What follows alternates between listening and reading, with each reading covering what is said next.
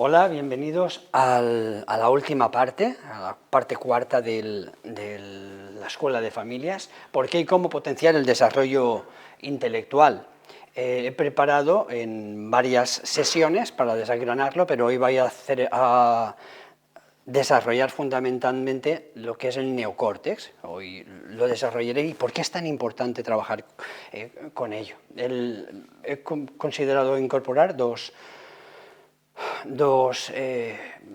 escritos de diferentes autores sobre el éxito y cómo se consigue. La inteligencia cristalizada, lo que conocemos como inteligencia, fue algo que apareció para medir en un momento determinado si un niño era capaz de adecuarse a lo que se pedía en unos determinados cuestionarios. Bien, eso lo que consiguió en algunos momentos fue segregar, estigmatizar incluso a algunos niños. Pero lo que los estudios y el trabajo de bastante tiempo nos está dando a entender es que no es la inteligencia cristalizada. Un niño puede tener mucho potencial, pero la genética no es el destino. Es la concentración, es la capacidad de sacar de ahí lo mejor y centrarse en lo que está ocurriendo. Por ejemplo, de Wendy dice, el éxito en la vida no depende tanto del talento, es decir, de esa inteligencia cristalizada, lo que se nos da genéticamente, sino de la capacidad de concentrarse en algo y de perseverar ante el error. O de Ackerman, el juego, cómo anticipan que hay un juego, cómo van a resolver diferentes situaciones, es la manera preferida por el cerebro, sobre todo en los mamíferos superiores. Bien, esto no funciona. Vale. Bien. Para recordarles, tenemos el cerebro completo, hay varias partes, el cerebro. Este es el cerebelo, con las partes más troncales, el cerebro emocional y el neocórtex. Y ya hemos hablado mucho de la parte verde, sobre las emociones, cómo podemos hacer y qué herramientas les he ido dando, y vamos a trabajar sobre el cerebro racional. El desarrollo del cerebro, como pueden ver, aquí estamos con 4 años y estamos en la escuela de familia infantil. Yo hoy me voy a centrar de los 4 a los 6-7 años. A los 7 se produce un cambio, 4 a los 6-7 años ocurren varias cuestiones. El rojo, para que lo entiendan, es inmaduro y el azul-violeta es cuando ya está suficientemente maduro. Esta es la evolución fundamental. Lo que necesitan a los 4 años, por supuesto, no es lo que necesitan más adelante. Y hace unos cambios fundamentales, para que ustedes lo comparen, de los 4 a los 6 años, no ha habido suficientemente evolución en algunas cosas, pero fíjense que lo más importante es trabajar el lenguaje en los niños, trabajar el habla y trabajar la razón, el que entiendan los motivos. Por ejemplo, los 4 años es una edad típica en que se preguntan el porqué y van haciendo encadenamientos de juegos y no paran. Parece que nos estén tomando el pelo. No, no es eso. Están buscando razones para los cuales el apego es fundamental, que les digamos qué es lo que está ocurriendo. Más adelante, y hoy también lo trabajaremos, a los 9 años aparecen las capacidades matemáticas en la parte más trasera del cerebro. El juicio crítico, hacia los 13 años. En España, cerca del 98% de los menores, donde está apareciendo ahora el juicio crítico, a los 10 años ya tiene el móvil, para que se hagan una idea. De ahí vienen muchos de los problemas, fotografías inadecuadas u otro tipo de cuestiones, ¿no? Es como pedirle a alguien que no tiene, qué sé yo, una mano, que coja un bolígrafo. Es absurdo. Pues esto lo hacemos frecuentemente cuando regalamos a niños, y no estoy siendo extremista, simplemente estoy describiendo ciertas situaciones. 15 años, no, ya hice una escuela de familia sobre la adolescencia, hay mucha más maduración, pero fíjense, entre los 21 y los 24 años es cuando madura suficientemente el cerebro. Las capacidades intelectuales son el dominio de la parte azul, de lo que se llama corteza cerebral, la región más externa de nuestro cerebro, que todos vamos a identificar cuando lo vemos con los pliegues. A más pliegues realmente, más estimulación ha existido en los niños y en los adultos. Ya hemos visto, el cerebro intelectual tiene menor protagonismo en el niño que en el adulto. De hecho, el recién nacido viene al mundo con un cerebro casi liso, sin apenas arrugas, y se relaciona con el mundo principalmente con el con el cerebro emocional. A medida que el niño va aprendiendo y desarrollando nuevas habilidades, van a comenzar a aparecer cientos de millones de sinapsis, es decir, de conexiones, y se va expandiendo. quedará al cerebro adulto el volumen y esas arrugas que son tan características.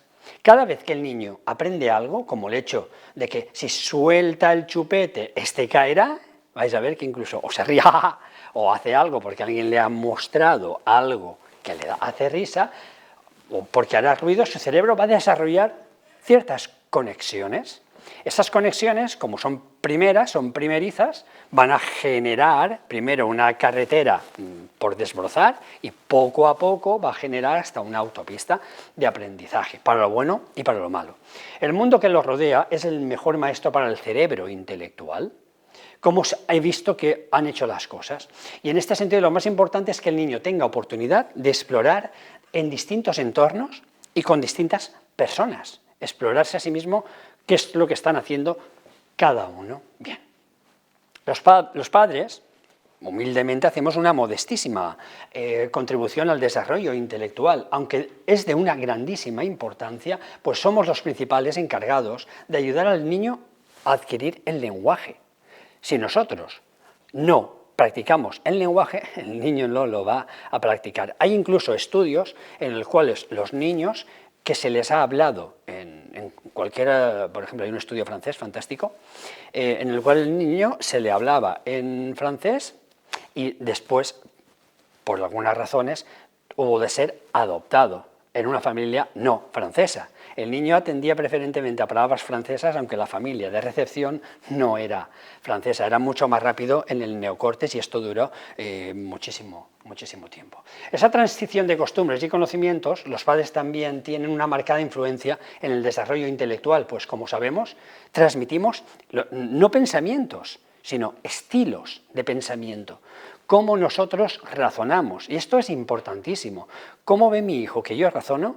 Es el modelo, es el esquema básico que les vamos a transmitir. Por ejemplo, si somos tremendistas, si somos alguien que no confronta, la semana pasada estuve hablando de la asertividad, ellos van a captar no solamente cómo yo me comporto desde fuera, sino cómo yo razono. Si, por ejemplo, activo mi amígdala, me enfado, no estoy calmado, voy a transmitir ese estilo a mi hijo. Ese estilo va a generar luego toda una costumbre de activar partes que no son neocorticales. Bien, se activará la amígdala, la parte más baja, la parte menos racional que tenemos, no podemos pedirles. De hecho, tengo compañeros que ya están diciendo, lo importante de la educación en familia no es educar a los niños, es primero educar a los padres. Y me lo están diciendo constantemente y yo también lo digo. Por eso insisto en la escuela de familia. Llevo ya 30, esta es la 30ª edición de la escuela de familias. De esta manera el estilo de organizar recuerdos, elaborar historias o de pensar en el futuro se transmite de padres a hijos, lo que contribuye de una manera inestimable a su desarrollo intelectual. La manera, por ejemplo, de pensar en el futuro, en lo que va a ser, yo les recomiendo una película fantástica, recibe muchos premios, que es Qué bello es vivir. A pesar del drama que suponía de Benigni, hay algo que podemos transmitir sobre algo positivo, a pesar de los dramas. Eso acercó al niño a ver las cosas como un juego que va a tener una solución. Bien. La llave del potencial del cerebro se encuentra en la relación entre padres e hijos. Para el cerebro humano no hay un estímulo más complejo, créanmelo, que otro ser humano. Interpretar las inflexiones de la voz. Capta el cómo te lo digo, las microexpresiones faciales. Nuestro ojo se dedica al 60% del cerebro, va a captar ciertas microexpresiones, pero para eso tenemos que estar delante. La gramática de las frases, cómo yo me expreso, cómo yo utilizo mi tiempo, o cómo yo lo hablo, va a transmitirlo a nuestros propios hijos. O las motivaciones de otro ser humano es un desafío único para el cerebro. Y cuando vamos haciendo escáneres del cerebro, se van haciendo cada vez más pliegues, sobre todo en el área de Broca, que es el área del lenguaje, o el área de Brodmann. Dos áreas fundamentales, tanto para expresar el habla, como para entender el lenguaje y luego devolverlo. Esas áreas, sin esas áreas, digámoslo así, no seríamos suficientemente humanos. Y hay estudios de niños que por alguna razón no tuvieron un contacto humano, no desarrollaron las capacidades que en su momento, porque la neuroplasticidad ocurre en un momento determinado. Hay ventanas que solamente ocurren en ciertos momentos. La presencia de los padres para entender todo esto, hay estudios, por ejemplo, de Spitz investigó con niños de judíos en la Alemania nazi, para que os hagáis una idea. Aunque era un drama, quiero comentaros, puso varios grupos en que un cuidador cuidaba de uno, un cuidador cuidaba de 5, de 10 o de 20. Los que cuidaban de 1, de 5, incluso de 10, no desarrollaban ningún tipo de problemas, pero todos, cuando ya pasaban de que no había un estímulo, una persona referente ahí, desarrollaban problemas que antes de ser psicopatológicos graves, por no haber nadie importante ahí, primero habían aparecido con la falta del lenguaje. Y es una cuestión fundamental. Si yo no organizo mis pensamientos, pensémoslo, ¿cómo organizamos nosotros y nuestros hijos los pensamientos? Con el lenguaje. Si no, estamos en un caos disociativo, ponerle palabras a las cosas que sentimos. ¿Y quién tiene que poner primero palabras para decir te sientes así? Los padres, porque los niños no tienen ese vocabulario interno. Entonces, el lenguaje yo os enseñaré qué ejercicios podemos hacer para trabajar todo esto. A pesar de ello, muchos padres se dejan engatusar con programas de estimulación de las tabletas o de los teléfonos inteligentes. Por eso he querido empezar con lo anterior, bajo la percepción de que pueden ser un estímulo beneficioso para el niño, incluso más que un buen rato de conversación entre padres e hijos. Posiblemente, como padres, desconocen que el cerebro humano es infinitamente más complejo, versátil y eficaz que cualquier ordenador creado hasta la fecha. La relación entre un padre y un hijo, cambiando de conversación, mostrando esas microexpresiones faciales o áreas del lenguaje donde estamos generando ideas nuevas, es muchísimo más rico que estar mirando algo que me está diciendo unidireccionalmente, aprieta un botón o haz otro tipo de cuestiones. La siguiente comparativa ilustra a la perfección la incomparable riqueza del cerebro humano frente a un procesador doméstico, cualquier ordenador, ¿vale?, que pretende intervenir en la educación de los hijos. De hecho, vuelvo a repetir, en algunos países, Francia, creo que también Gran Bretaña, han eliminado esto, las tablets, y ya se da en material escrito, porque hemos descubierto, en el Colegio Europeo de Neuropsicólogos, hemos trabajado en esto, cuando uno escribe, está escribiendo también y se relaciona, hay una correlación también, como si estuviera escribiendo sobre sus propios pliegues cerebrales. Se recuerda mejor, se atiende mejor que simplemente estar escribiendo sobre una tablet. No hay el mismo contacto que sobre el papel. El número de operaciones que puede realizar en un segundo una tablet, con la que juegan millones de niños en todo el mundo, por ejemplo, un iPad 2 o 5 o el que vaya ya, es de 170 megaflops. Es una medida de velocidad de un ordenador, ¿ok? Vale. En el mismo lapso de tiempo, el cerebro humano realiza 2.200 millones de megaflops. El cerebro humano es 12 millones de veces más complejo que un iPad 2. Pero si tiene esto delante, el cerebro por sincronía va a ralentizarse. Esto, un dato. Si los ordenadores tuvieran un efecto beneficioso para la inteligencia, posiblemente habrías notado que desde el 2000, año a partir del cual comenzó a popularizarse el uso de Internet, y más especialmente desde el 2010, cuando comenzaron a proliferar los teléfonos inteligentes, eres cada año un poquito más inteligente. Nosotros y nuestros hijos. Y ahora os estoy diciendo, por ejemplo, Marguerite Lecuyer y otros autores, yo mismo también, estamos demostrando que esto no es así. Estamos ante una generación en la cual las capacidades intelectuales no están a la par, ni siquiera a la par, no es que sean mayores que la de sus padres. Y esto es un drama. Un drama. Hay autores que hablan incluso en términos muy despectivos, como si y esa es la parte dura, como si los niños y los adolescentes tuvieran culpa de todo esto. Sigo insistiendo en la necesidad de la educación de los padres. Si eres un usuario frecuente de esta tecnología, sí que es probable que te muestres menos paciente en los ratos de espera, que te aburras con más facilidad. Suena un móvil, porque hay un WhatsApp, y hay una necesidad de cogerlo inmediatamente, porque tenemos microchispazos de dopamina. Imaginad que mi cerebro, que tiene el lóbulo frontal desarrollado, un adulto, es capaz de decir, no, ahora estoy haciendo una cosa, pero un niño no tiene el lóbulo frontal desarrollado, se va a ir, ¿vale? Bien, ese proceso de se va a ir, que acabo de hacer, va a aprenderlo ante cualquier evento. Luego, cualquier evento fuera de la atención de lo que estoy haciendo, va a disparar la dispersión. Por tanto, el multitasking, la multitarea, no es algo bueno, porque evita la concentración. ¿Qué ocurre? ¿Qué es más importante, el talento, la inteligencia cristalizada o la atención para el éxito en la vida? La atención, la concentración, la perseverancia, esas son las variables más importantes. ¿Qué estamos haciendo entonces? Cuando la mayoría de los niños durante, por ejemplo, con 9 años, pues, aproximadamente, la mayoría de los niños, vuelvo a repetir, pasan un tiempo asombroso delante de una pantalla, y no digo la televisión. La tecnología no ha tenido un efecto positivo en el cerebro, ni en ningún cerebro. Y sin embargo, sí te ha vuelto menos paciente. Es cierto que ha venido para quedarse y que hay cosas que son imprescindibles hoy en día para trabajar, pero para los niños no. Y debemos educar en todo esto. Bien, posiblemente también tengas más dolores cervicales, esto es neurofísico, y hayas perdido agudeza visual. Si quieres compartir estos beneficios con el cerebro de nuestros hijos, no tenemos más que descargar todas las aplicaciones diseñadas para atrapar la atención de los más pequeños y dejar a tu alcance tus dispositivos electrónicos. Por cierto, hay estudios que cada vez a mí me escandalizan más personalmente por las consecuencias que eso tiene, niños menores de 10 o 11 años que inician en visualización de pornografía, en juegos violentos, en acosos a compañeros con difamaciones. Todo esto en nuestra época no existía porque no existía el medio de transmisión tan rápido, pero somos lo que vemos, y esto no es una frase hecha, aprendemos por osmosis, lo que está fuera lo entramos y lo normalizamos. Si yo tengo la capacidad de criterio, de racionalización, que como adulto mi cerebro frontal ya se ha desarrollado, decir, no, esto no es bueno, lo veo, pero esto no es la...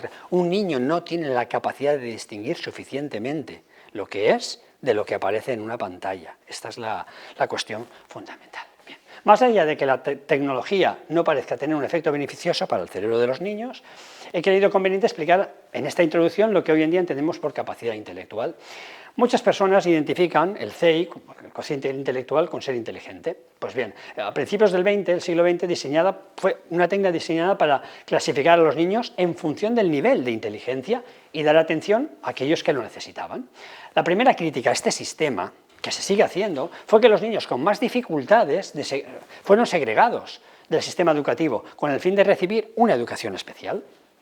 Hoy en día el coeficiente intelectual recibe también muchas críticas porque no evalúa todas las capacidades intelectuales que yo les voy a enseñar en estas sesiones, en las 5 que hay. Y lo que mide no se ajusta a la concepción que tenemos hoy en día de inteligencia. Tradicionalmente se ha identificado a la persona bien formada con un alto nivel cultural como inteligente. Y hoy en día la mayoría de los expertos darían ese papel a una persona menos cultivada, pero más avispada. Una persona puede acumular muchos conocimientos y mostrarse muy inteligente, sin embargo, tener dificultades para adaptarse. Y el concepto de adaptación es lo que precisamente adaptarse es ver cómo está el entorno, qué me exige en ese momento y sacar el máximo beneficio en ese momento. Y es lo que tenemos que aprender. Bien. La inteligencia tiene muchos matices y posiblemente la mejor definición que tenemos de ella sea que trata la capacidad de resolver problemas nuevos al cual mi cerebro no está acostumbrado, estamos hablando de creatividad y adaptarse al entorno que se nos exige. Bien, si yo me comporto en todos los sitios de la misma manera, no estoy resolviendo un problema porque no en todos los sitios soy, en este caso, el neuropsicólogo municipal. En otros sitios soy profesor, en otros sitios soy padre, y los niños deben aprender a resolver por sí mismos. Y hoy les enseñaré claves cómo podemos actuar ante todo eso. A pesar de que esta formulación define mejor el concepto de inteligencia, la realidad es que el cociente intelectual es la medida que más se relaciona con el nivel de desarrollo académico, socioeconómico y laboral de una persona, pero no es cierto. Bien. La capacidad de resolver problemas no es la única herramienta de la que dispone el cerebro intelectual y desde el punto de vista del cerebro, estas habilidades no son sino herramientas que van a permitir sobrevivir y nos ayudan a conseguir un desarrollo pleno. La capacidad de atender y concentrarse, actualmente lo que se ha dado en llamar son las funciones ejecutivas, que son las que les enseñaré a lo largo de lo que queda de cursos. Un niño con una inteligencia, por ejemplo, visual, desarrolla desarrollada será capaz de resolver problemas de una manera mucho más intuitiva. ¿Cómo sabías esto? Conozco niños que, por ejemplo, abandonaron sus estudios, bueno, niños que ya tienen 18 años, que tienen una capacidad para hacer algoritmos asombrosa. A mí me dejan... ¿Cómo? No sé explicarlo, no sé con qué hago, pero me viene solo. Cuando yo hago un análisis de la inteligencia que llamamos visual, que les enseñaré aquí, hacen un análisis de proporciones que es innato, de la misma manera que las capacidades musicales o las capacidades perceptivas o capacidades del lenguaje. Bien. Aquel que tenga una buena memoria será capaz de recordar situaciones similares que la permitan resolver un problema de manera más rápida. El niño atento será capaz de prestar atención a los detalles que marcan ciertas diferencias y de permanecer concentrado, perseverante hasta el final. El que domina el lenguaje será capaz de exponer sus argumentos o sus emociones y opiniones de manera clara y convincente. O el que tenga autocontrol será capaz de esperar en el momento idóneo para cazar una oportunidad al vuelo. Bien, y estas son las capacidades que estoy anticipando. Aquel que haya cultivado todas ellas, estas capacidades, y sepa aplicarlas de una manera conjunta, pues tendrá muchas más ventajas en la vida que le hayan puesto, pues tienes un 120 de coeficiente intelectual, que a la postre tampoco es que signifique mucho. Lo que importa es proporcionar herramientas intelectuales a nuestros hijos para que sean capaces de desarrollar cierto tipo de cosas. Por ejemplo, cuando yo trabajo con niños que se han sido diagnosticados de déficit de atención, ¿qué es un déficit de atención? ¿El niño que no se fija o el niño que aunque se fije luego no persevera en lo que se ha fijado? Porque hay dos tipos de atención. O el niño que a pesar de haber hecho esos dos pasos, luego no tiene capacidad de memoria porque no le está dando un uso suficiente a lo que ha aprendido, tiene una desvaloración en lo que está haciendo con aquello. ¿Qué puede haber pasado en este caso? Que pasan demasiado tiempo, porque hay una correlación inversamente proporcional entre el tiempo que paso con las pantallas y las capacidades de almacenamiento de la memoria, porque la memoria está ya inserta en lo que yo estoy guardando en ese momento, pero si yo no estoy activando ciertas partes cerebrales para almacenarlas, porque mi cerebro está de una pantalla a la otra segregando placer, dopamina, no hay ningún esfuerzo. Y cuando no hay ningún esfuerzo, ni de mi parte, ni de mis padres, que no me lo están valorando, va de una pantalla a la otra y simplemente segrego dopamina. Cada pantalla pasada es, permitidme esta palabra, un chute de dopamina. He conseguido pasarlo, le he ganado a no sé quién, he estado con historias. ¿Qué diferencia hay entre eso y el no haber esforzado suficiente mi cerebro para almacenar cosas? Que yo sepa, yo estoy hablándoles porque tengo almacenado en mi memoria capacidad de lenguaje, capacidad de saber lo que quiero expresar, y va a ser necesario en la vida adulta de los niños. Por eso estos investigadores, les vuelvo a repetir, y siento la autocita, yo también estamos dándonos a conocer todo esto, pero se nos ha hecho caso en Francia, a la cual yo pues alabo el mérito, pero todavía no ha llegado esto a España. Hay algunos datos que ya están indicando que va por ese camino. Vamos a repasar las herramientas más importantes del desarrollo intelectual, así como estrategias muy prácticas y sencillas para que apoyéis a vuestros hijos en el desarrollo intelectual. Podemos ya suponer que no encontraréis complejos jeroglíficos ni tablas de ejercicios. Está comprobado que los programas de ordenador diseñados para entrenar el intelecto no tienen ningún efecto positivo en la inteligencia. Creédmelo. Por ejemplo, hay un programa, creo que se llamaba Brain Games o algo así, una app que lo que hacía era, estate atento cuando aparezca un número, almacénalo. Simplemente por estar ante la pantalla no tenía efectos suficientes. Bien, vamos a detenernos en las que la mayoría de los expertos consideramos las 6 áreas más importantes en el desarrollo intelectual. Yo he puesto 10, que son estas. Vale. La capacidad de tomar decisiones, escoger entre lo que creemos que es mejor para obtener, en ese caso, el objetivo de algo. La capacidad de tomar decisiones es algo que no viene de serie, está en la corteza, sobre todo en la ventromedial. ¿Y ahora cómo se hace? Vale, si yo le doy todo hecho, mi hijo, por ejemplo, lo digo porque hay padres que hacen los deberes no junto a su hijo, no estimulándolos, sino le hacen los deberes a su hijo. Esto lo he visto, es asombroso. ¿Por qué? Entonces, porque las notas, porque los deberes puntúan. Hay errores de ese tipo. Razonamiento, encontrar distintos datos sobre una misma información y llegar a juntarlos. ¿Y esto qué tiene que ver con aquello? Recuerdo el caso de un niño que se asombró mucho, sabéis la teoría de los movimientos que ha habido sobre la corteza terrestre. Cuando hace poco un niño vino, estaba emocionado por cómo conjugaba Sudamérica con África. Era la teoría del desplazamiento que se habían ido separando. Ese tipo de razonamiento. Entonces, delante de mí, digo, ¿se han podido separar por el movimiento? Claro, hay unas fallas tectónicas y el niño estaba muy interesado. Cuando a los niños no se les da la solución, sino que vas tirando. ¿Y por qué puede haber pasado esto? ¿Qué es lo que crees tú que ha ocurrido? Van tirando de ideas y vas activando. Se llama sinaptización.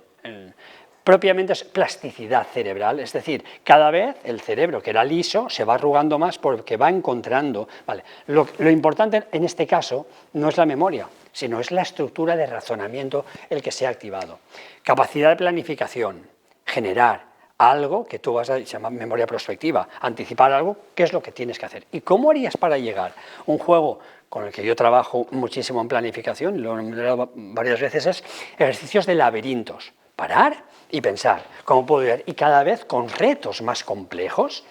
A veces los hago incluso, hay algunos, a mí me gusta mucho porque he encontrado que en la provincia de Alicante hay varios laberintos físicos con setos y son muy chulos porque desarrollan muchas cuestiones. Por aquí no he venido, hay memoria, hay atención, hay orientación espacial que lo incluye y aquí no la he incluido. La velocidad de procesamiento, que es la capacidad de descifrar los mensajes y poder llevar a cabo su ejecución, pero en el momento determinado. ¿Por qué? Porque si la velocidad de pensamiento va a este ritmo, cuando un niño no tiene esa capacidad es necesario entrenarlo. ¿Qué es lo que tengo que hacer? Entonces hay un cronómetro interno, créedmelo, que el niño debe estar calculándolo. ¿Por qué? Porque si va demasiado enlentecido es probable que la mente se le haya ido en un milisegundo, en un megaflop que antes he dicho, se le va. Y debemos entrenar eso. Por eso es tan importante que, por ejemplo, en el tema de los deberes o en alguna actividad que estamos haciendo, hay un tiempo para hacerlo. O, si estamos ya, porque no les podemos quitar la pantalla de lo que estamos haciendo, es necesario, porque ellos no controlan la cuestión del tiempo, ponerles un reloj, por ejemplo, a los 4 o 5 años, he visto a niños que están un momento haciendo algo, vamos a poner que están o en la pantalla, que a mí no me gusta, aunque hay niños que se les deja, y yo no soy partidario, ya os lo he comentado, o están ahora haciendo algo. Es necesario que se les indique, cuando esta manita grande baje hasta aquí, lo que sea, quiero que te fijes simultáneamente porque tienes ese tiempo, calcúlalo mentalmente. Al calcularlo estamos estimulando la velocidad de procesamiento. Es decir, el niño, cuando se nos urge hacer algo, va haciendo que eso ocurra en la medida del tiempo que se nos ha dado. Es igual que a los adultos, tenemos un tiempo para hacer algo y al final ocurre que metemos ese puzzle. Pues los niños tienen esa capacidad, pero necesitan ser educados. Fluidez verbal, capacidad de expresarse adecuadamente dentro de cada registro. ¿Y tú cómo lo dirías? ¿Qué es lo que pasa con esto? ¿Cómo se llama eso? Ir poniéndole palabras. La fluidez verbal, hay una frase de Einstein, años 50, dice, una mujer en una conferencia le preguntó, ¿y cómo puedo hacer para que mi hijo sea tan inteligente como usted? Einstein, la socarrona, le dijo, léale cuentos. Vale, la mujer lo interpretó como que le estaba dando largas, que me está contando de algo, y Einstein, la mujer, se sintió ofendida y le volvió a preguntar, no, por favor, dígame cómo. Entonces, le he dicho que le lea cuentas, no, le va a leer más cuentos aún. Y es eso, las palabras, lo que se les lee, no es lo que leen ellos, sino lo que se les lee se les va a quedar, porque necesitamos palabras para pensar. Primero es el pensamiento y luego es la expresión, el habla. Pero antes del pensamiento está el lenguaje que hemos adquirido. Y eso previo es lo que nos permite pensar en conceptos. Por ejemplo, yo veo la realidad igual que cualquier profesional, ¿vale? Si yo digo un fotógrafo, qué sé yo, otro tipo, un taxista, ¿vale? Un taxista inglés tiene no sé cuántas sinapsis más en el área temporal del cerebro. Yo me pierdo yo me voy a Madrid, qué sé yo, me encanta la cultura y me encantan las bibliotecas, pero yo me pierdo en una biblioteca, yo no tengo la capacidad de orientación. Voy con mis hermanos, pero luego a nivel del lóbulo frontal de pensar en algo, yo veo a un niño y necesito muy poco, o a un adulto y necesito muy poquito para ver, porque estoy entrenado en esas capacidades. Pero pienso en términos verbales, quiero decir, le pongo conceptos. Los niños necesitan conceptos. Nuestro cerebro es plástico, es dúctil en el área cortical y necesitan estimularlos en aquello que están haciendo, en todas, no en lo que previamente creemos que pueden sobresalir. Control la atención o la intención. La inhibición de respuestas, por ejemplo, Stroop es un autor, en los años 50 se dio cuenta que nosotros vemos la palabra, por ejemplo, rojo, escrita en verde, y le decimos, no, dime el color con el que está escrita, la tinta, y se dio cuenta que la mayoría de la gente decía rojo, porque es lo que primero han aprendido, ¿bien? Ves rojo, y lo primero que dices en el lenguaje. Bien. La inhibición de respuesta es algo que es imprescindible para el autocontrol, para el desarrollo, y eso se hace con la calma de los padres y enseñando cierto tipo de estructuras que les iré enseñando. La autorregulación emocional, que las emociones están aparte, con mi calma, la flexibilidad cognitiva frente al dogmatismo. La flexibilidad cognitiva es la que nos permite cambiar nuestra forma de actuar. Yo soy así, por ejemplo, pueden decir un adulto, o yo siempre he sido así, no voy a cambiar. Esta rigidez cognitiva, un niño puede entender que la personalidad no cambia. Vale. El hecho de cambiar, de adaptarse, es la inteligencia, la capacidad de adaptación y sacar lo mejor en ese momento, en ese medio, ante una necesidad. Y la capacidad de solventar problemas, no solamente matemáticos, aunque les daré unas diapositivas sobre las capacidades matemáticas, que ciertamente hay una cierta fobia previa al aprendizaje de matemáticas y podemos trabajar con todo esto. Vale. La principal capacidad que tienen los niños para aprender todo lo anterior es jugar.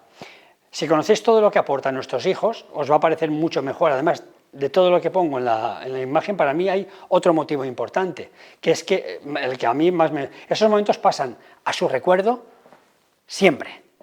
Y si está anegado de serotonina, de tranquilidad, de juego, lo van a recordar mucho más. No es lo mismo aprender algo obligatoriamente con un tono emocional de dureza, de autoritarismo, que hacerlo modo juego. Viene solo. Yo suelo trabajar lo que se llama en neuropsicología el transfer. Lo que han aprendido en clase, yo lo practico con mi hijo, y me voy al parque o hago otro tipo de cuestiones. Un ejemplo que ya lo trabajaré con el tema de la planificación. Si me voy a pasear a la sierra, Crevillente o de otros sitios, dejo que él de alguna manera dirija, para que vea luego las posibilidades. Él tiene mucha más capacidad de orientación que yo, que lo he dicho, pero muchísima. Es asombroso porque al estar estimulado, y vais a ver que es súper rápido en los niños. Bien. A los 3 años, vamos a empezar por donde decía, a los 3 años el cerebro está diseñado para aprender a una velocidad increíble, créanmelo. Así que, queramos o no, jugará, saltará, trepará, agarrará cosas, correrá y repetirá todo hasta que se quede dormido. ¿Os suena esto, verdad? Sí. Y nos agotamos y no tenemos la energía suficiente. Los 3 años son una edad de explosión de aprendizaje. Aprendizaje es inteligencia, aprendizaje es sinapsis. Todo lo que se aprende, ustedes mismos cuando están aquí o me están viendo, y yo les digo cosas que no sabían, su cerebro está haciendo una conexión que desconocían. Los niños con esa edad aprenden vocabulario, habilidades emocionales e intelectuales, motrices, a un ritmo de vértigo. No podemos seguirles. ¿Cómo es posible que ayer no supieras y hoy? Bien. Y es importante que en casa demos continuidad o facilitemos que el cerebro de los niños siga teniendo aprendizajes. Además, muchos de los malos comportamientos que podamos ver en nuestros hijos, esto lo escribí en los próximos días, era durante la pandemia. ¿Qué cosas podíamos hacer para estimular las capacidades neocorticales de nuestros hijos? Escribí 2, uno sobre el sistema límbico, las emociones. Ellos no se aburrían tanto como los adultos, pero nosotros estábamos preocupados si le afectará mucho la pandemia o no. Y planteé esto como estímulos y desafíos. Por cierto, está en la página web, por si alguien quiere leer, y luego les mostraré. Jugar con ellos, estimular su cerebro, puede ayudarnos a estar más tranquilo y a ir cumpliendo con sus necesidades de desarrollo. ¿Cuál es la mejor manera de hacerlo?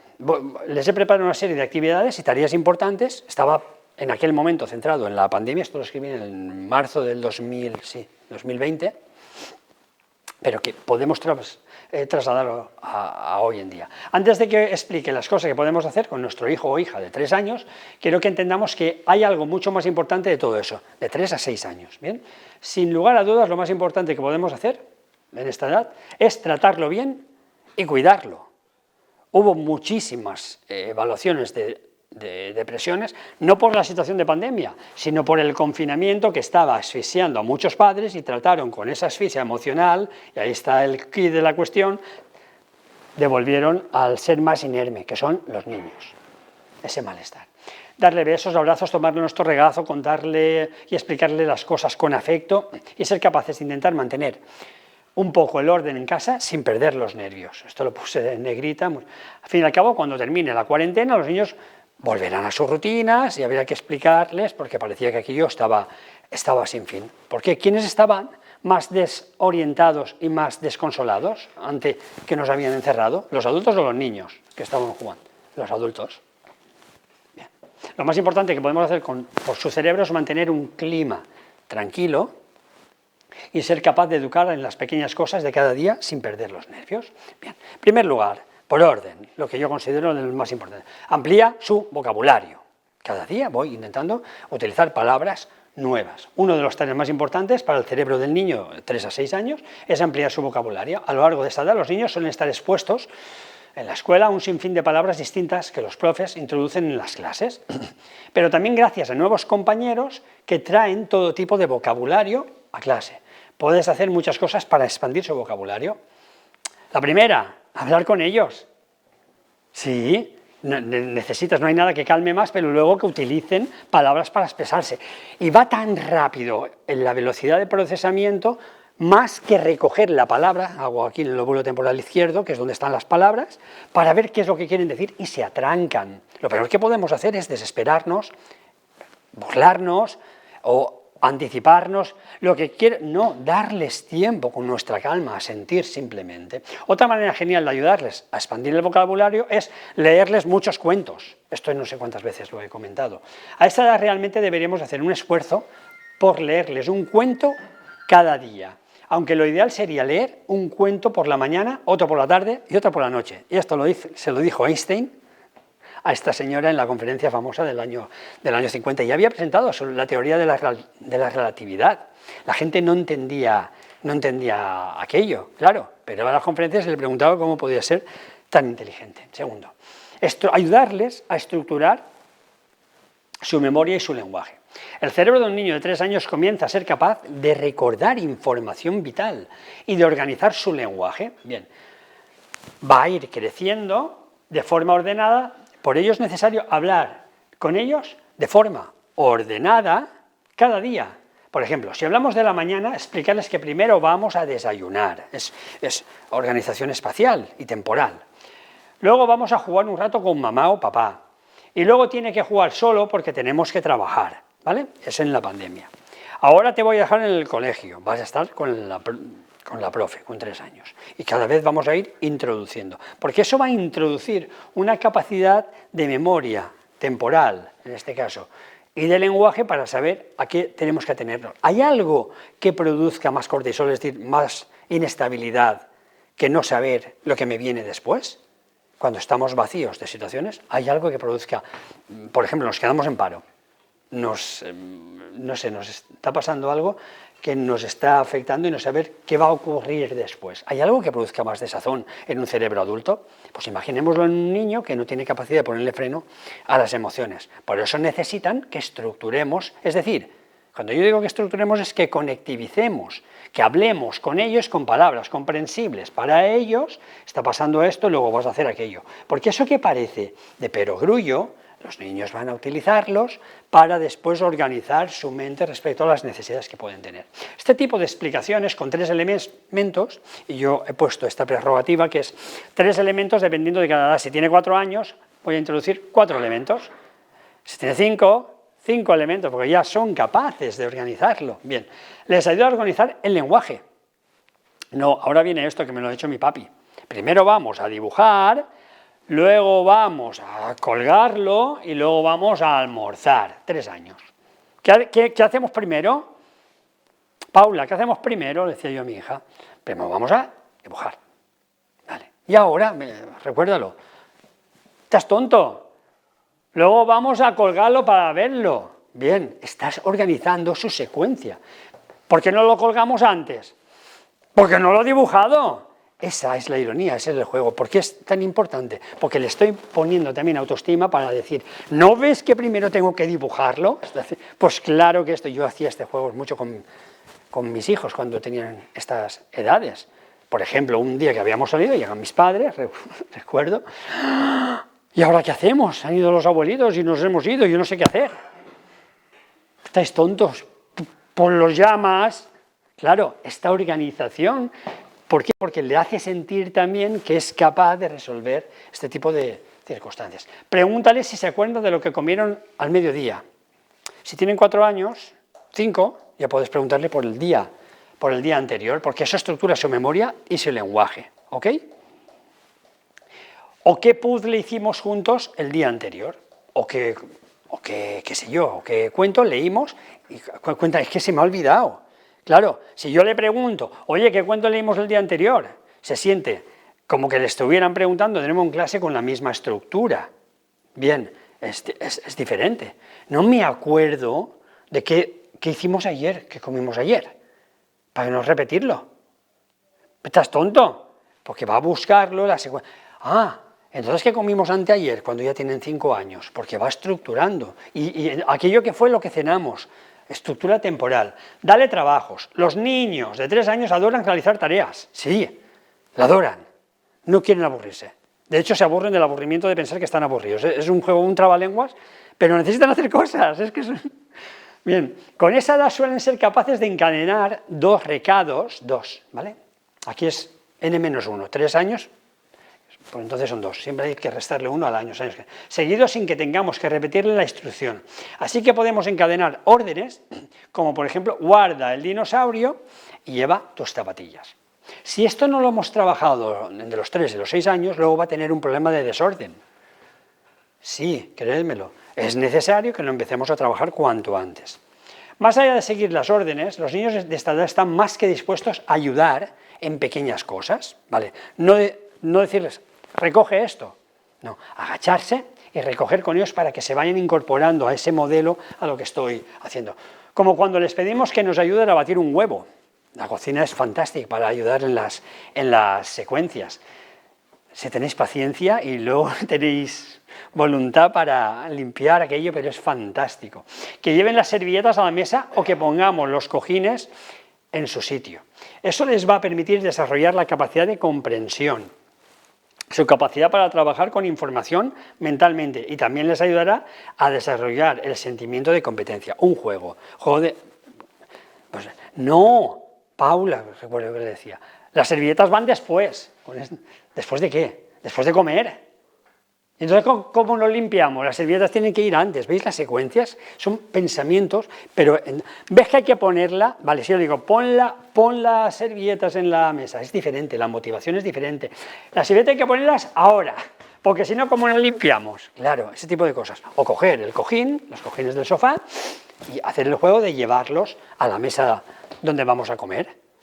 Yo recuerdo a mi hija asombrada. Claro, tenemos que buscarles el contrapié. Es un juego. Estoy haciendo esta parálisis, perdón, porque es la capacidad de asombro para decir, soy yo el que te tengo que decir lo que hay que hacer. Es decir, esa capacidad de asombro es pura serotonina. Soy yo la que estoy como, ¿cómo se llama esto? Potenciando, empoderando, que se llama ahora, la capacidad de tomar decisiones y decir que la secuencia ha de ser esta. Por ejemplo, en niños que no se les ha dado ningún valor a sus decisiones, luego no son capaces ni de decidir ni de mantener perseverancia en ciertos trabajos. Aquí tenéis, en la Unidad Municipal de Salud Mental, podéis verlo, este es cómo desarrollar conductas responsables en el hogar. Veis, es tan pequeñito, hay unas habitaciones, yo os invito a abrirlas porque se nos iría mucho. He desarrollado, esto está desde el año 2018, está subida en la Unidad Municipal de Salud Mental, es una web mía, estoy escribiendo hoy, ¿qué es lo que considero actividades que son imprescindibles que los niños para el desarrollo intelectual puedan ir haciendo? Lo tienen en la www.albapadres.es. Pueden coger ese documento porque está en esta secuencia, cuando se abre lo tienen ahí. Por ejemplo, un niño le encanta la lavadora, ve a su madre que está cogiendo cosas y que lo mete en la lavadora. Es necesario, ¿vale? Imaginar que yo pongo esa secuencia y hago el juego de la ropa sucia la voy a atender en esa secuencia, si tiene 3 años. Claro, yo recuerdo haber hecho esas cosas. Trae para acá. La ropa primero se lava, luego se escurre bien y luego, ¿y ahora qué hay que hacer, Paula? Vale, es ella. Eso ha fijado las capacidades de decisión y de secuencia. Bien. Jugada a imitar. Los 3 años son una clave en el desarrollo de zonas del cerebro en las que el niño aprende a entrar en contacto con los demás. Los niños en esta edad comienzan a entender emociones, comienzan a entender qué piensan los demás, es decir, es la teoría de la mente, ponerse en lugar de los demás. Y tienen un deseo de conectar, es imprescindible para el ser humano. Pero para que todo esto ocurra, deben ser capaces de entender las expresiones faciales, mirar al otro. Y la mejor forma de conseguirlo es imitando las expresiones de padres o madres o hermanos, así, para interpretarlas desde este punto de vista. Cuando un niño imita la cara triste de su padre, entiende la tristeza. O cuando un niño imita la cara de enfado de su mamá, es diferente, le hago mover los movimientos, entiende cómo se está sintiendo. Jugar, por ejemplo, imitar las caras, los gestos corporales y el tono de voz, es tan divertido para los niños y tan importante para su desarrollo que genera una cantidad enorme de sinaptización. Por ejemplo, aquí os he puesto una diapositiva en que un padre está imitando, simplemente que está montando en una moto. Simplemente, ¿qué es esto sin hacer ningún ruido? Imítalo, ¿vale? Es una bici, es una moto, ¿cómo lo diferencia? Ahora hazlo tú, ¿vale? Aquí veis un bebé que está imitando a su madre mientras, vale, ¿un bebé sería capaz de hacer eso con este instrumento si no hubiera visto a sus padres? Pues como eso, todo. Bien. Hay varios juegos porque pone escuela de familia aplicada, pues os digo. Juego de señalar. Para descubrir sobre uno mismo esta actividad es esencial. El juego de señalar, mediante la ayuda de un espejo, permite al pequeño mirarse mientras nombra y señala las partes del cuerpo. El padre o la madre va diciendo cosas, ahora la cabeza, ¿vale? Y yo puedo hacerlo al revés. Ahora me señalo la cabeza. Paro y pienso, ¿vale? Le voy introduciendo, la cabeza está aquí, ¿vale? Y viene mi hijo, mi hija, me la pone aquí, así como, estás tonto, ¿vale? O los pies, y hago otro tipo de cosas. Los pies están aquí, ¿vale? Ese tipo de cosas que hace parar, pensar y señalar cierto tipo de lugares. El juego de los gestos musicales. Vamos a imitar, sin ruido, que estamos haciendo un tipo de ¿qué es esto? ¿Qué es esto? Instrumentos musicales. El juego del tren. Este juego es muy interesante, consiste en simular la creación de un ferrocarril con participación de diferentes jugadores. La idea es perfecta para aprovechar la psicomotricidad. Y lo mejor es que según pasan los meses se pueden añadir diferentes metas, diferentes objetivos, ¿vale? Hacemos como un tren, con motricidad fina, sin que sea un tren ya preestablecido, con maderas o con nuestro propio cuerpo que va gateando, uno detrás de otro, vamos a montar el tren. El juego de las profesiones. Es un juego de imitación de los niños más tradicionales. Imitar al médico, imitar a un locutor, imitar a otro tipo. Y el juego de los animales. ¿Ok? Bien, no hay mejor forma de promover el respeto y el amor por los seres de verdad que desarrollar y conocer qué haría un animal. En que, por ejemplo, yo recuerdo con 3, 4 años, con mi hijo, ¿en qué se diferencia cuando imitamos un dinosaurio de un elefante, por ejemplo? Pues lo hizo. Claro, cada vez fue más difícil, pues lo hizo. No sé cómo lo hizo, pero yo lo entendí perfectamente. Esa es la diferencia fundamental en algo asombroso. Vale. Poner nombre a las emociones. Si no sabemos poner nombre a las emociones, estaremos perdidos en este mundo. Si además comenzamos a explicar a los niños los nombres de las emociones, estaremos dándole un superpoder. Poner palabras a los sentimientos es algo que les permitirá procesar y digerir mejor tanto sus emociones como la de los demás. Aquí hay un libro fantástico que es el libro de las emociones, se llama se llama así, el libro de las emociones. Por ejemplo, está la ira, el azul era la tristeza, la tranquilidad, verde no recuerdo ahora. Vale. Y reconocer las emociones, por ejemplo, con los emoticonos. Bien. Enseñarle los turnos, jugar con las manos es importantísimo, os lo he comentado con las... Vale. Jugar con las manos es fantástico, por ejemplo, a mí me gusta mucho la plastilina, ya lo nombré, comprarles también arcilla para que hagan modelado. La arcilla es que es más blanda y luego utilizo varias cosas, por ejemplo, en verano puedo utilizar la arcilla con agua, que lo ponen todo perdido, pero fantástico, que os lo digo, pero también hay pintura de manos, ¿vale? Pintura de colores de manos que pueden tocar y hacer grandes dibujos y ellos van a ver su propio cuerpo. Recuerdo, por ejemplo, que en infantil a veces trabajan poniendo la mano, simplemente dejando como su huella, lo habréis visto, pues es muy importante después. Si desarrollan toda la psicomotricidad, eso va a expandir la expresión del propio cuerpo, porque el cerebro no se queda ahí, se desarrolla, para que os hagáis una idea, el nervio vago va el 80% de abajo arriba, es decir, toda la creatividad, todo el pensamiento va de abajo arriba, en el 80% de los casos. El niño en este caso está jugando con sus manos, ¿vale? Está simplemente haciendo algo alternamente, o esta niña está haciendo bolas en este caso de plastilina, ¿vale? Con manos alternas, quiero decir, no están con la misma mano, podemos utilizar, porque si yo le doy dos bolas de plastilina, tengo que utilizar sí o sí el pulgar.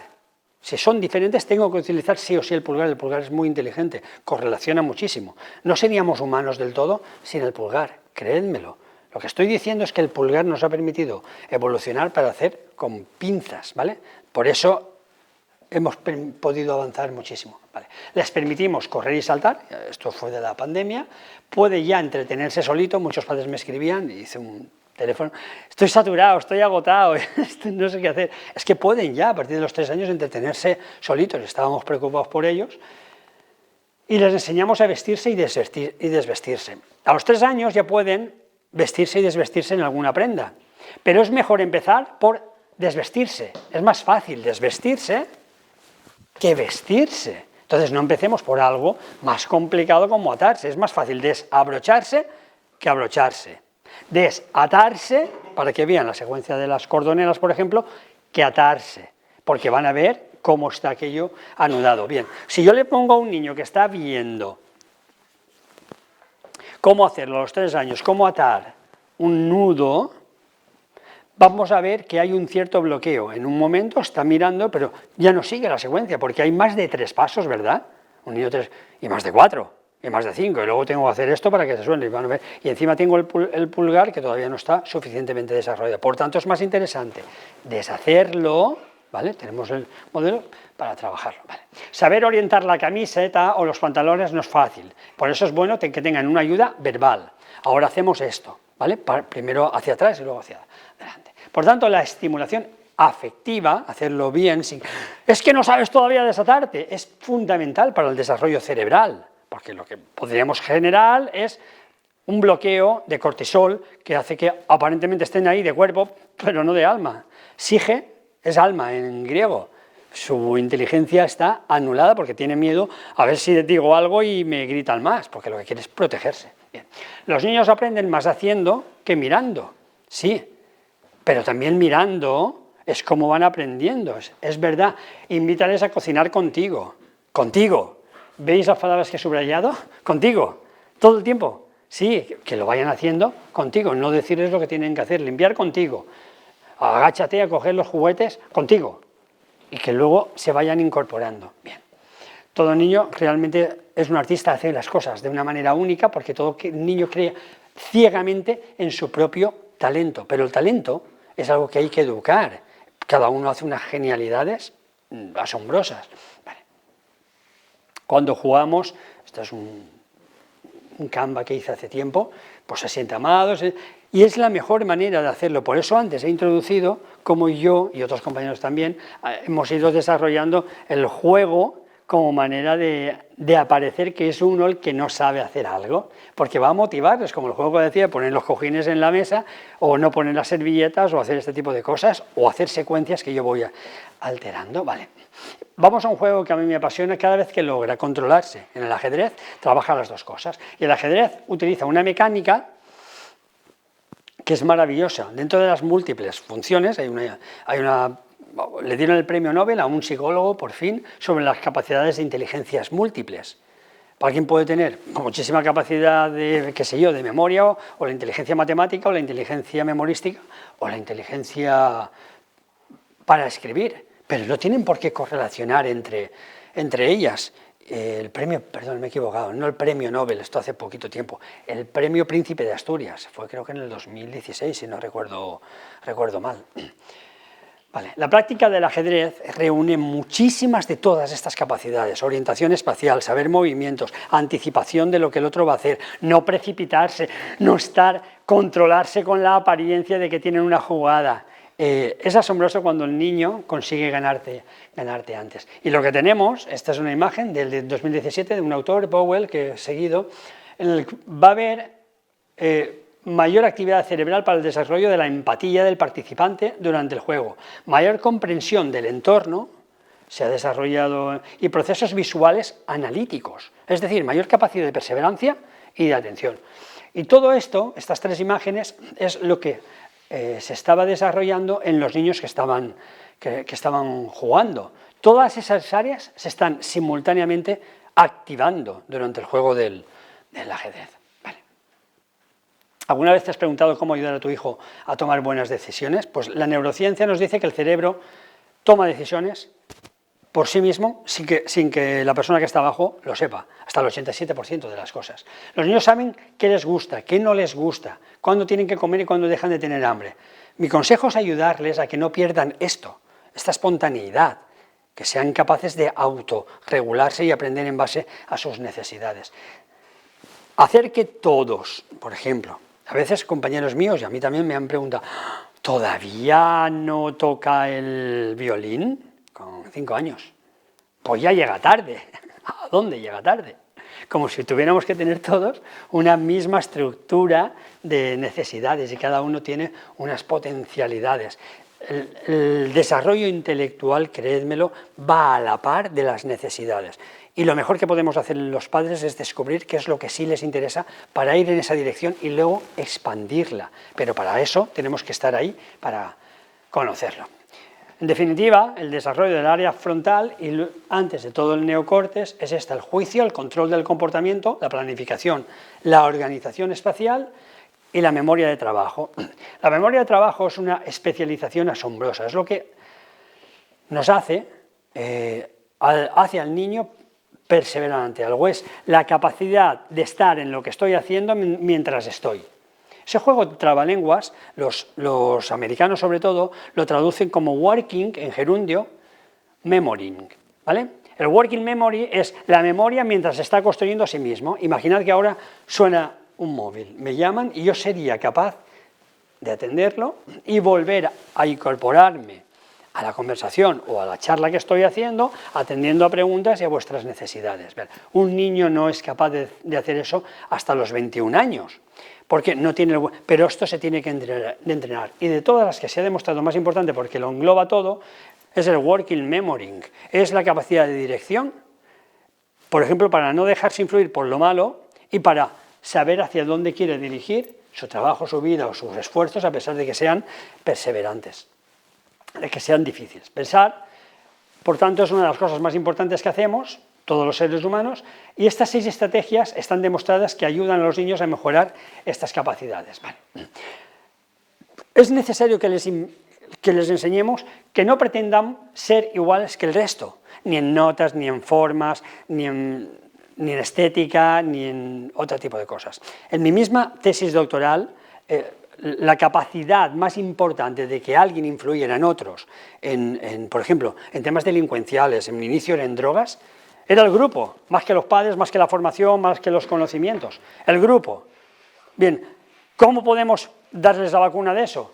No pretenda ser igual que el resto. Déjale ser y decir lo que sea por sí mismo, que sea bueno. Estamos para supervisarlos. Pero si yo siempre le digo lo que tiene que hacer, su propio autoconcepto se retraerá. Primero que lo haga y luego lo podemos hablar, pero que si no siempre tendrá tendencia a ver a los demás como una figura superior a sí misma. Su autoestima se resentirá. Bien.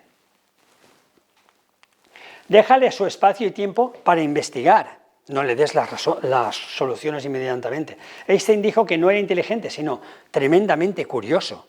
Él se definía a sí mismo, que antes lo he nombrado, como una persona tremenda. Todas las personas que son inteligentes, cuando yo trabajo en la universidad con mis compañeros, es asombroso esto, pero vais a ver las conversaciones más anodinas que digo, ¿y estos son inteligentes? Y yo también, porque estamos hablando de cosas que son asombrosas, de lo simples que llegan a ser, pero estamos planteándonos curiosidades que no sabemos. Por ejemplo, cuando llega un paciente y me dice algo, estoy constantemente intentando curiosear cómo esa persona ha llegado a esa conclusión sobre su vida, sobre sí mismo, y cómo se ha bloqueado constantemente. El espíritu de la curiosidad es precisamente lo que más hace a las personas perseverar en eso, que lleguen a ser completamente más desarrolladas, más inteligentes, no parar en el propio desarrollo. Educa su inteligencia emocional. Hemos hablado mucho de esto, de desarrollar esas capacidades en la anterior parte de la escuela. Léele muchos cuentos, deja que se las apañe. Y esto a los padres nos cuesta la vida.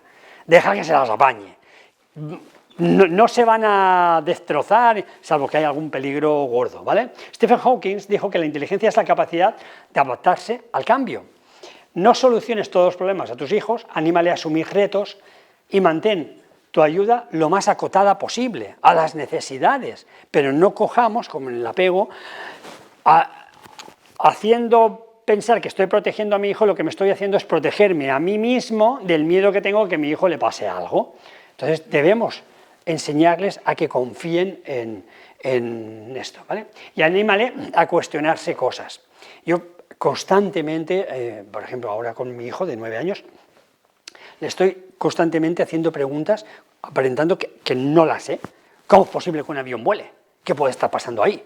Porque yo me aparto, me está dando miedo. ¿Cómo es posible? ¿Para qué razones? ¿Cómo es posible que yo llame ahora a la mami y la mami no hay cable?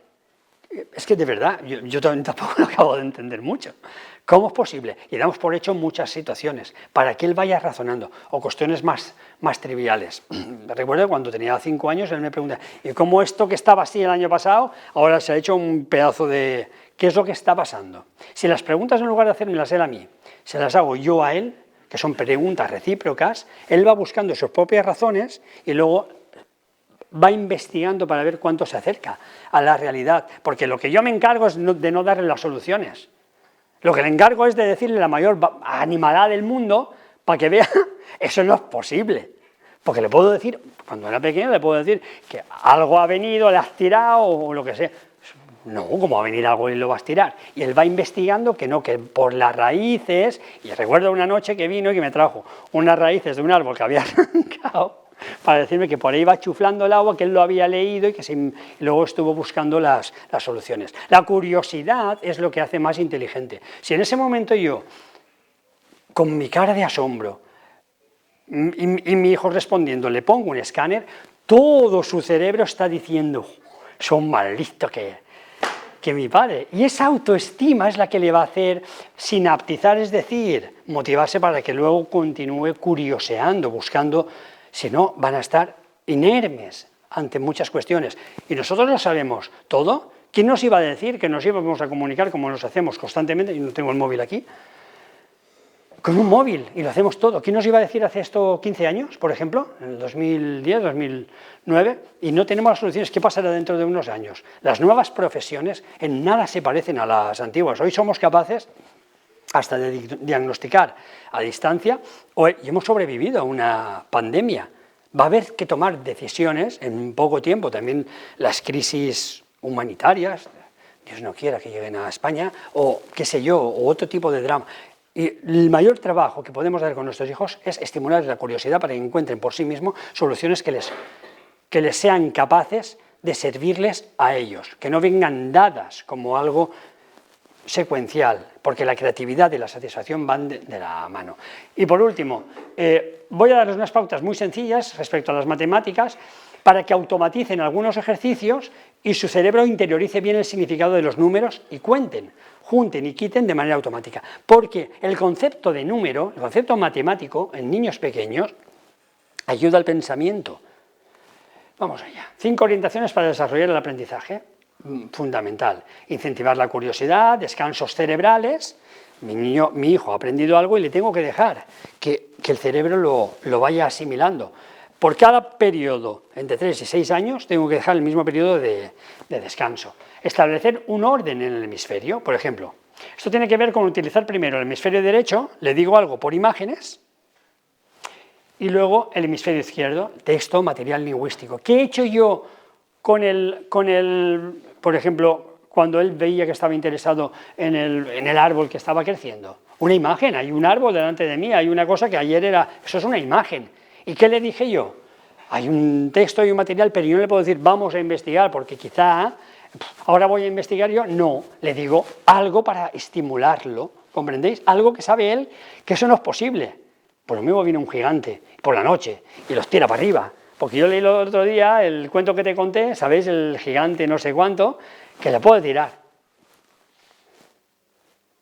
Estás burlándote de mí, eso no es posible, porque no gigantes y porque te lo están inventando, ya vas a ver tú. Claro, entonces yo recuerdo que se fue y vio crecimiento de los árboles, se fue a la biblioteca y, vale, no le tiene miedo a los libros gordos y a buscar porque le está apasionando.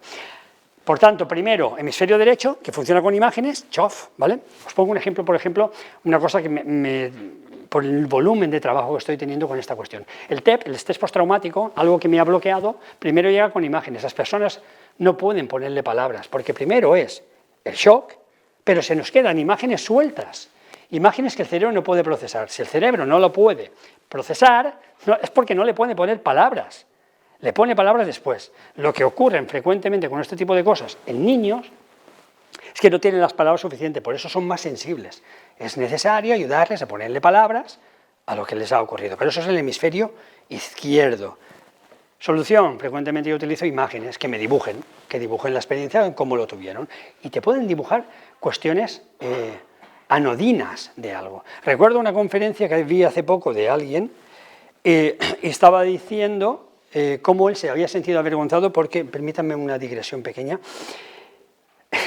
él decía, era un orientador en un centro, y decía, el niño no es suficientemente inteligente porque le había dicho, Pepito, si tienes, ¿cómo era? Si tienes 3 caramelos y comes 5, ¿qué te pasa? Y el niño dijo, vomito. Vale, y él puso, no muy inteligente. Vale. A los 2 días comentaba esta anécdota porque no le había dicho lo que quería. Esto no era posible que comiera 3, estaba haciendo una simple prueba. Resulta que a los 2 días en la evaluación puso esto por escrito y la madre vino a hablar por él. ¿Sabe por qué le dijo eso de vomito? Porque la noche anterior se había pegado una zampa de caramelos y había vomitado. Para el niño tenía todo el sentido lo que le había pasado. Si no entendemos el contexto, que es unipersonal, intransferible, en la valía de lo que está diciendo, pues el niño había dicho ni 3, ni 5, ni 8, yo no como más caramelos la vida. Es lo que le estaba diciendo, ¿vale? Aprendizaje activo, está más que demostrado que para que haya un aprendizaje profundo a largo plazo, es imprescindible crear en el aula o en casa un clima de respeto, confianza y ayuda mutua. Gracias a las dinámicas colaborativas, en casa es como se aprende. El cerebro solamente aprende cuando está calmado. Buscar un sentido. Este por qué luego va a seguir. Los padres podemos seguir haciéndole preguntas no capciosas, sino hacerse como el que no sabe ciertas respuestas o buscar a contrapié. Por ejemplo, si tengo un hijo adolescente, busca retos. Yo le puedo decir algo, por ejemplo, mi hija está estudiando farmacia, por ejemplo, ahora está en segundo, y yo le puedo decir la mayor estupidez, pero que sin que se dé cuenta, ya no es lo mismo que, por ejemplo, le puedo decir la fórmula química, qué sé yo, de algo, de la serotonina, pero me equivoco en algo. Como el cerebro es automático con la información, vale, me lo ha dicho mi padre, y siempre ocurre esto, viene a las 2 horas y me dice, ¿estás tonto? ¿Pero cómo va a llevar 2 de, qué sé yo, de hidroxil no sé cuánto? Claro, le he estado dando información porque lo que necesitan son retos para ver si te han pillado. Siempre estás igual, me haces pensar y dudar. ¿Cómo puede haber aprendizaje sin dudar? Si yo sé ya todo, ¿cómo podemos aprender? Yo no iría a ninguna conferencia, yo no seguiría leyendo. Ese es el endiosamiento. El peor enemigo del aprendizaje es el narcisismo imperante. ¿Y qué es lo más narcisista hoy en día? Las redes sociales. sé todo, soy guapísimo, soy buenísimo y lo tengo todo.